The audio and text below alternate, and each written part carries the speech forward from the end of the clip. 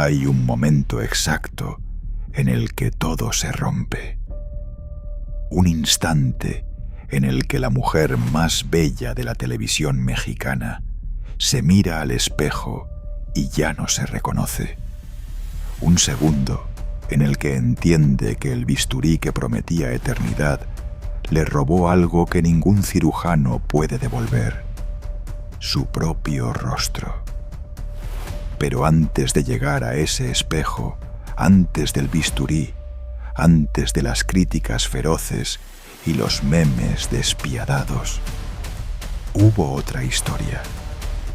Una historia de poder, de seducción, de un hombre que controlaba todo lo que se veía en las pantallas de México y de una mujer que entendió, demasiado joven, que en esa industria la belleza era moneda de cambio, que tener talento no era suficiente, que para llegar a la cima había que pagar un precio, y que ese precio, con los años, se cobra con intereses. Esta es la historia de Lucía Méndez, la diva, la sobreviviente, la mujer que lo tuvo todo y que descubrió, de la peor manera posible, que en el mundo del espectáculo mexicano, lo que te da la fama te lo quita. Lucía Leticia Méndez Pérez nació el 26 de enero de 1955 en León, Guanajuato. Su padre era ingeniero, su madre contadora. Tenía 3 hermanos: Carlos Antonio, Marta Minerva y Jorge Abraham. Era una familia de clase media, sin lujos pero con estabilidad. Sin embargo, esa estabilidad se derrumbó cuando Lucía era apenas una niña de 3 años. Su padre murió. De un día para otro, su madre tuvo que sacar adelante a 4 hijos sola. Ese golpe temprano marcó a Lucía para siempre. La hizo fuerte, la hizo ambiciosa. Le enseñó que en la vida nadie te regala nada, que si quieres algo, tienes que ir a buscarlo. Y Lucía fue a buscarlo desde los 8 años.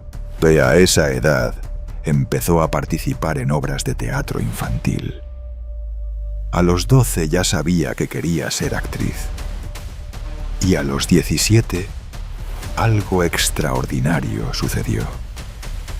En 1972 fue nombrada el Rostro del Heraldo de México, un título que otorgaba el diario más importante de la capital y que era, en aquella época, una puerta directa al mundo del espectáculo. Ese nombramiento lo cambió todo. Las propuestas empezaron a llegar. Y ese mismo año, Lucía debutó en televisión con un pequeño papel en la telenovela Muchacha italiana viene a casarse, protagonizada por la gran Angélica María. Tenía 17 años, era hermosa, tenía una sonrisa que iluminaba cualquier pantalla y estaba entrando en un mundo que iba a darle todo lo que soñaba, pero que también iba a exigirle cosas que ninguna niña de León, Guanajuato, podía imaginar. Los años siguientes fueron de ascenso constante. En 1975 llegó Paloma, junto a Andrés García, su primer papel importante en telenovelas. Recibió el premio Calendario Azteca como revelación del año.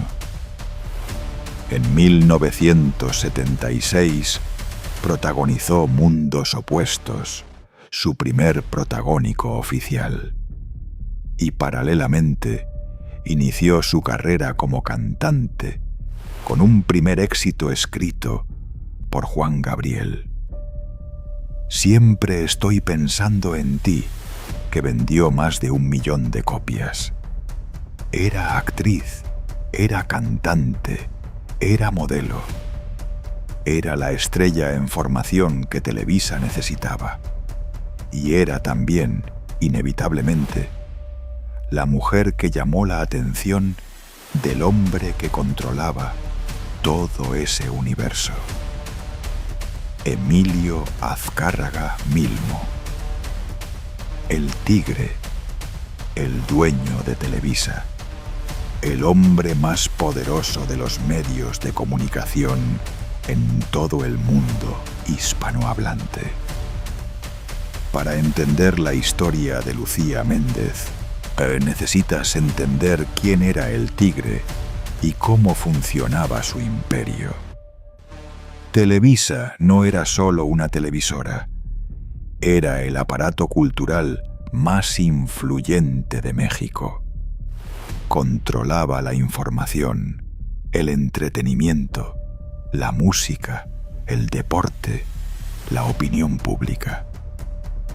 Y en la cúspide de ese imperio estaba Azcárraga Milmo, un hombre de carácter volcánico, ambición ilimitada y un gusto conocido por rodearse de las mujeres más bellas de su empresa. El tigre tenía un sistema que todos en Televisa conocían, pero del que nadie hablaba abiertamente. Tenía lo que en el medio llamaban consentidas, actrices a las que él favorecía con los mejores contratos, los mejores horarios, los mejores protagónicos, los mejores sueldos. A cambio, esas actrices mantenían con él una relación que iba más allá de lo profesional. No era un secreto. Era un pacto implícito que funcionaba mientras ambas partes cumplieran su rol. Verónica Castro lo confirmó años después. El tigre tenía sus favoritas y les daba un trato especial. Y Lucía Méndez, la mujer más bella de la televisión mexicana, se convirtió en una de esas favoritas. Lucía negó esa relación durante décadas. Cada vez que un periodista le preguntaba, esquivaba, se reía, cambiaba de tema. Pero con los años, la verdad fue saliendo poco a poco. En una entrevista con Adela Micha, finalmente lo admitió, aunque sin definirlo con etiquetas. Dijo, de alguna forma no era tan fácil, era el patrón. Yo era muy jovencita, me daba miedo, era imponente. Era un patriarca. Era lo máximo en Televisa, qué tipazo. Y en otra ocasión fue más lejos. No te puedo decir que sí ni que no, pero te puedo asegurar que fue sincero. Fue un gran amor, un señorón, una persona que me ayudó cuando murió mi padre a mis 20 años. Me formó, me hizo fuerte, me dio la oportunidad de muchas cosas y fue un gran amor, algo que marcó mi vida para siempre. Nos llevábamos muy bien, a pesar de las diferencias de edades. Esa declaración lo dice todo. El tigre no solo fue su jefe, fue su mentor, su protector. El hombre que le abrió todas las puertas de un imperio mediático cuando ella era apenas una veinteañera que acababa de perder a su padre. Y Lucía aceptó esa protección con todo lo que implicaba. Porque en el México de los años 70 y 80 así funcionaba la industria. No había otra forma. O aceptabas las reglas del juego o te quedabas fuera. Y bajo la protección de El Tigre, la carrera de Lucía Méndez explotó. Primero vino Viviana en 1978, junto a Héctor Bonilla, su primer gran éxito internacional. La telenovela se transmitió en Europa y la convirtió en una estrella en España e Italia. En aquellos años, Lucía también consolidó su carrera musical. Juan Gabriel, que se convertiría en su gran amigo y aliado durante décadas, le compuso canciones que se volvieron himnos. Siempre estoy pensando en ti vendió más de 1 millón de copias. Después vinieron otros álbumes rancheros que la posicionaron como una intérprete seria, no solo como una actriz que cantaba por hobby. Lucía tenía algo que pocas artistas de su generación lograron. Era igualmente creíble cantando que actuando. Y esa versatilidad la hacía invaluable para Televisa. Pero el verdadero terremoto llegó en 1980 con Colorina. Una telenovela que rompió absolutamente todos los esquemas de lo que se podía mostrar en la televisión mexicana. Lucía interpretaba a una prostituta que trabajaba en un cabaret, una mujer de la calle, una mujer que vendía su cuerpo, en el horario estelar de Televisa en los años 80, en un México profundamente conservador. El escándalo fue monumental. La Iglesia la criticó. Los sectores más tradicionales de la sociedad se escandalizaron. Pero el público, el verdadero público, el que se sentaba frente al televisor cada noche, estaba completamente enganchado. Colorina paralizó la Ciudad de México, literalmente. La gente dejaba de hacer lo que estaba haciendo para ver el capítulo. El noticiero de Jacobo Zabludovsky, el informativo más importante del país, preguntaba al aire: ¿quién es el hijo de Colorina? Cuando un noticiero serio le dedica tiempo a una telenovela, sabes que estás ante un fenómeno cultural. Y en la revista People en español la incluyó después en su lista de las 10 mejores telenovelas de la historia. Y el tema musical de la telenovela, compuesto por el español Camilo Sesto, quien desde entonces le produjo grandes éxitos, se convirtió en otro hit para Lucía. Ella demostró algo fundamental con Colorina, que no era solo una cara bonita, protegida por el dueño de Televisa.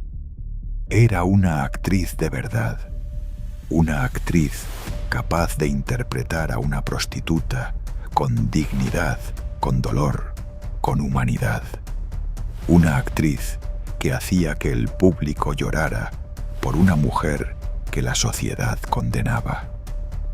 En 1982 llegó Vanessa, con un final que mató a la protagonista y que dejó al público en shock.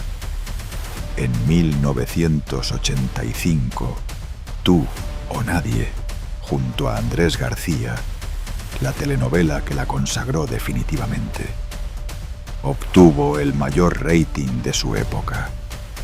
Se transmitió en Rusia, Arabia, Líbano, Francia, Italia, Japón. Lucía recibió el premio ACE de Nueva York como mejor actriz y fue nominada al Grammy americano en la categoría Best Latin Pop Performance por su disco Solo una mujer.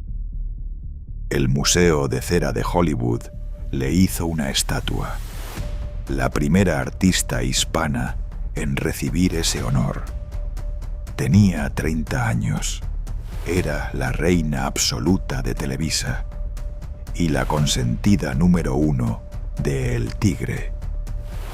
Pero en el imperio de Azcárraga, ser la consentida era un arma de doble filo. te daba todo mientras le fueras leal. Pero el momento en que cruzabas una línea, lo perdías todo. Y Lucía Méndez estaba a punto de cruzar varias. La primera línea que cruzó fue enamorarse de alguien que no era el Tigre. A finales de los 80, cuando ya era la diva indiscutible de Televisa, Lucía tuvo un romance fugaz pero intenso con Luis Miguel, el Sol de México, el cantante más famoso de Latinoamérica. Un romance que ella misma ha contado con una mezcla de nostalgia y humor. Él tenía 17 años, pero le dijo que tenía 20. Ella tenía 30. La diferencia de edad era enorme, pero en el mundo del espectáculo mexicano de los 80, esas cosas se veían de otra manera. Lucía ha dicho: yo conocí a Miki y fue un romance padrísimo, fue divino. Él me conquistó a mí. Me dijo que tenía 20 y tenía 17. Yo tenía 30. Me hubiera ido a la cárcel. Fueron 6 meses de romance intenso, de cenas, de paseos por Acapulco, de 2 estrellas que brillaban juntas. Pero el romance terminó de la manera más inesperada.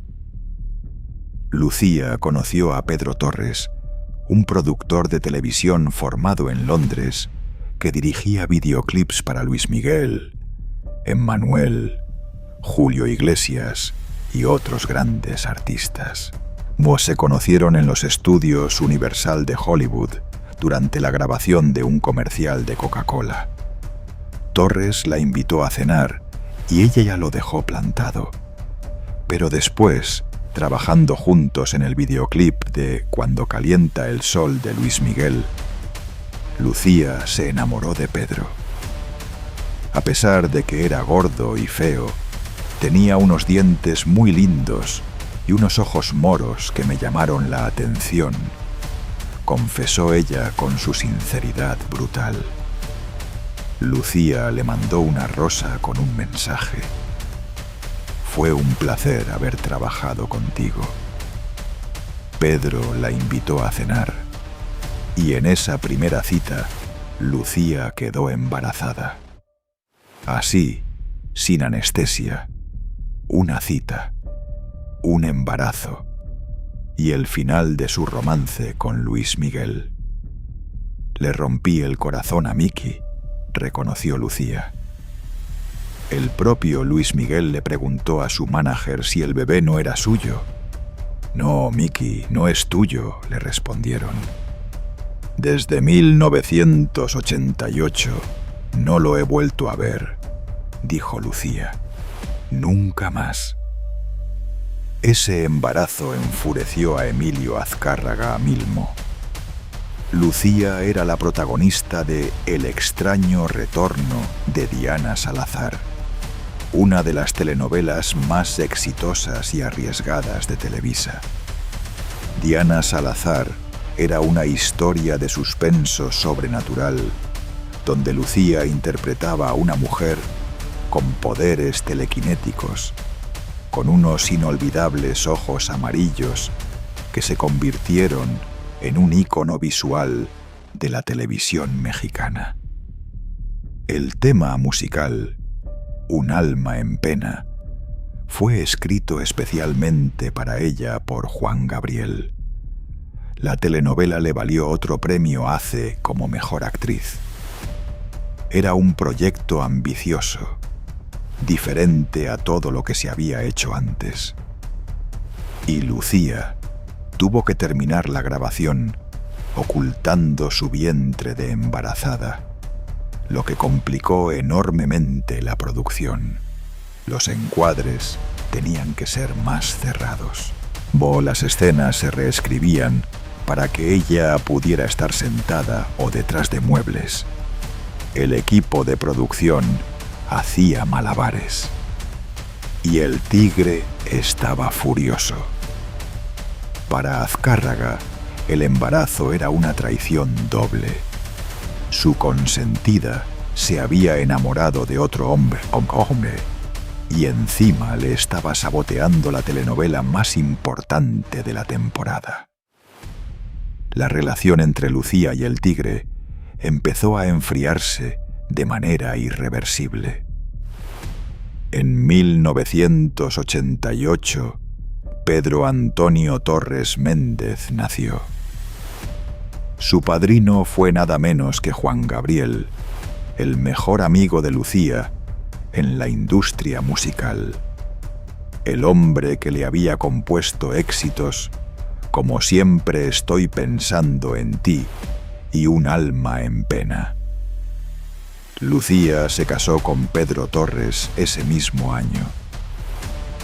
Pero la felicidad familiar coincidió con uno de los momentos más oscuros de su vida. En 1989, apenas 3 meses después del nacimiento de su hijo, Lucía Méndez fue vinculada públicamente con una de las historias más terroríficas de la crónica criminal mexicana: los narcosatánicos de Matamoros, una secta liderada por Adolfo de Jesús Constanzo y Sara Aldrete, que realizaba rituales satánicos y sacrificios humanos. Los titulares de los periódicos gritaban: Lucía y Yuri satanizadas. Se decía que eran amantes de los narcosatánicos, que participaban en rituales. La vinculación venía de la temática sobrenatural de Diana Salazar, la telenovela donde Lucía tenía poderes telequinéticos y ojos amarillos. Para la prensa sensacionalista, eso era suficiente para crear una conexión con el satanismo. Lucía estaba destrozada. Tenía un bebé de 3 meses. No había salido de su casa desde el parto. Y de pronto su nombre aparecía en los periódicos junto a asesinos y satanistas. Fue con Yuri a buscar al procurador y lloraron hasta conseguir una carta que las deslindaba oficialmente del caso. Pedro Torres mandó a una publirelacionista al reclusorio de Santa Marta a entrevistar a Sara Aldrete con cámara en mano. Aldrete confirmó que no conocía ni a Lucía ni a Yuri. Pero el daño ya estaba hecho. La sombra del escándalo persiguió a Lucía durante años. Y entonces vino el golpe definitivo. En 1992, Lucía recibió una oferta de Telemundo para protagonizar la telenovela María Elena. Era una oportunidad enorme, un protagónico en la cadena hispana más importante de Estados Unidos, un mercado que Lucía ya había conquistado con sus telenovelas anteriores. Lucía, que siempre fue leal a pesar de todo, consultó con Azcárraga Milmo, porque seguía siendo actriz exclusiva de Televisa. Y el Tigre le dio permiso. ¿Por qué? Porque entre sus planes estaba comprar Telemundo.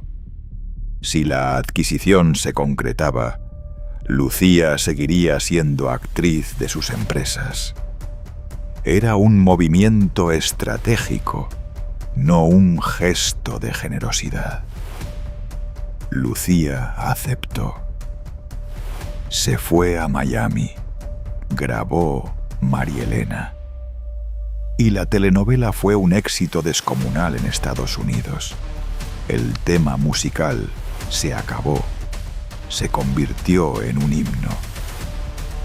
Lucía se consolidó como la actriz más querida de la comunidad hispana en Estados Unidos. Todo parecía perfecto. Pero las negociaciones para comprar Telemundo no se concretaron. Y cuando eso pasó, el Tigre hizo lo que siempre hacía cuando una de sus consentidas lo decepcionaba, lo que hacía cuando sentía que alguien le faltaba al respeto, lo que hacía cuando alguien cruzaba la línea invisible que separaba el favor del castigo. La vetó. El veto de Televisa fue devastador. Hay que entender lo que significaba un veto de Televisa en los años 90. No era simplemente no trabajar en un canal de televisión. Era desaparecer del universo mediático más grande de habla hispana. Televisa controlaba la televisión abierta, la televisión de paga, la radio, las revistas, los eventos, los premios, los programas de variedades, las giras musicales. Si Televisa te vetaba, no existías. Tu cara no aparecía en ningún lado. Tu música no sonaba. Tu nombre no se mencionaba. Eras un fantasma. Y Lucía Méndez, la actriz que había sido la reina absoluta de la televisora durante 15 años, que había protagonizado las telenovelas más exitosas de la empresa, que había sido la favorita del hombre más poderoso de los medios mexicanos, de un día para otro dejó de existir para Televisa.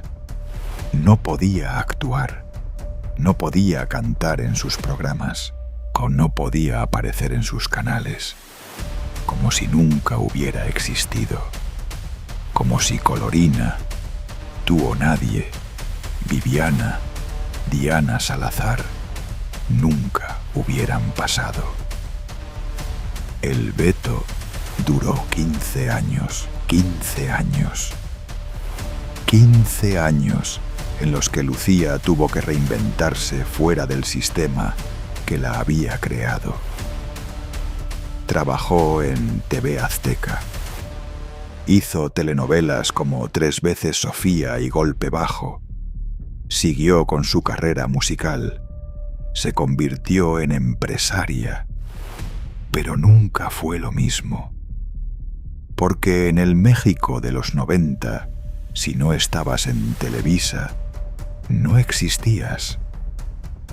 El matrimonio con Pedro Torres, que había empezado con tanta pasión, terminó en divorcio después de 2 años. Pero a diferencia de tantas rupturas en el espectáculo, esta fue civilizada. Torres se mudó a 4 casas de la casa de Lucía en Miami. Celebraron su separación con una fiesta el 15 de septiembre y mantuvieron una relación de respeto y cariño que duró hasta la muerte de Pedro Torres el 30 de enero de 2026. Lucía lo despidió en sus redes sociales llamándolo el hombre que me dio el regalo más grande de mi vida, mi hijo, y el gran amor de mi vida. Pero mientras su vida personal encontraba cierta paz, algo más estaba cambiando. Algo que se veía. Algo que no se podía ocultar. Algo que la prensa, las redes sociales y el público no iban a perdonar. El rostro de Lucía Méndez empezó a transformarse. Hay que entender algo fundamental para comprender esta parte de la historia. En la industria del entretenimiento mexicano, especialmente para las mujeres, la belleza no es un atributo, es un requisito, es una condición de supervivencia. Y cuando esa belleza empieza a desvanecerse con los años, la presión para mantenerla se vuelve aplastante. Lucía Méndez había construido su carrera sobre su rostro. Fue literalmente nombrada el rostro del Heraldo de México. Su cara era su marca, su pasaporte, su identidad profesional. Y cuando ese rostro empezó a mostrar los signos inevitables de la edad, Lucía hizo lo que millones de mujeres en su posición han hecho. Buscó al cirujano. Las intervenciones empezaron en los años 90. Según una revista de circulación nacional, en 1994 se operó los ojos. Después vino una lipoescultura, un lifting facial para eliminar arrugas y papada. En 2004, en una entrevista con Univisión, Lucía admitió haberse hecho una rinoplastia de la que no quedó satisfecha, lo que la obligó a volver al quirófano para corregirla. Después vino un aumento de busto y con los años, inyecciones de Botox que fueron modificando la forma de sus pómulos, su mentón y sus labios. En 2016, Lucía confesó algo que fue noticia.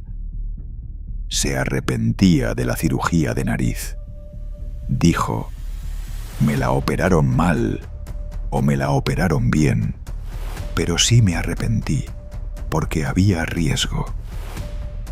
Fue la primera vez que admitía públicamente que algo había salido mal. Que el bisturí no siempre cumple lo que promete, que la búsqueda de la perfección tiene un costo. Y el costo fue visible. Con cada intervención, con cada retoque, con cada inyección, el rostro de Lucía Méndez se fue alejando más del rostro que México había adorado en los años 80. Los pómulos se hicieron más prominentes, los labios más voluminosos, el mentón más marcado, la piel más tensa. No era mal envejecimiento. Era un rostro que había sido intervenido tantas veces que ya no parecía completamente natural. Y las redes sociales, ese tribunal implacable que no perdona nada, fueron crueles. Los comentarios eran demoledores. Ya no queda nada de la Lucía Méndez que un día conocí, tan hermosa que era sin tanta cirugía. Duelo de cirugías. Parecen muñecas descompuestas. Qué horror lo que hacen las cirugías. Cada foto que Lucía publicaba en sus redes generaba una avalancha de comparaciones con sus fotos de juventud. Cada aparición pública era una oportunidad para que los medios hablaran de sus arreglitos. Hasta Laura Bozzo se permitió criticar públicamente el rostro de Lucía, comparándola desfavorablemente con Verónica Castro. Y Lucía respondió como siempre ha respondido, con la cabeza en alto y sin pedir perdón. Cuando Laura Bozzo la criticó, dijo: «Cuando dijo eso, ha de haber estado frente a un espejo». Cuando le preguntaron por sus cirugías, él dijo: «Es mentira que yo a cada rato he estado operándome. No te digo que no me pongo mi Botox, no te digo que no tengo mis tratamientos con aparatología, pero es mentira que yo cada rato he estado en el quirófano». Cuando los fans la atacaban en redes, ella seguía publicando fotos sin complejos, sin disculpas, sin esconderse. Esa actitud, esa resistencia, ese negarse a desaparecer, es quizás lo más admirable de Lucía Méndez. Pero también hay que decir la verdad. Y la verdad es que la industria que la creó también la destruyó. Porque fue esa misma industria la que le enseñó desde los 17 años que su valor estaba en su cara, que su cara era su herramienta de trabajo, que si su cara dejaba de ser perfecta, dejaba de tener trabajo, porque la juventud era el único pasaporte válido en un mundo que descartaba a las mujeres en cuanto dejaban de parecer veinteañeras. Y cuando Lucía intentó conservar esa juventud con el único medio que la industria le ofrecía, el bisturí, esa misma industria la castigó por hacerlo. La misma sociedad que le exigía ser eternamente joven, la atacó por intentar serlo. La misma prensa que la había adorado por su belleza, la destrozó cuando esa belleza cambió. La trampa perfecta. Te exigen perfección y te castigan por perseguirla. Un cirujano plástico, amigo de Lucía, lo dijo públicamente. Preferí seguir su amistad que ser su médico, porque ella quería hacerse algunas cosas en el rostro que yo no le recomendaba, y las realizó con otro médico. Esa declaración revela algo doloroso. Incluso las personas cercanas a Lucía veían que estaba yendo demasiado lejos, pero ella sentía que no tenía opción, porque en su mundo parar significaba rendirse, y Lucía Méndez nunca se ha rendido. En 2007, después de 15 años de veto, Lucía regresó a Televisa con Amor sin maquillaje, una telenovela que celebraba los 50 años de la empresa.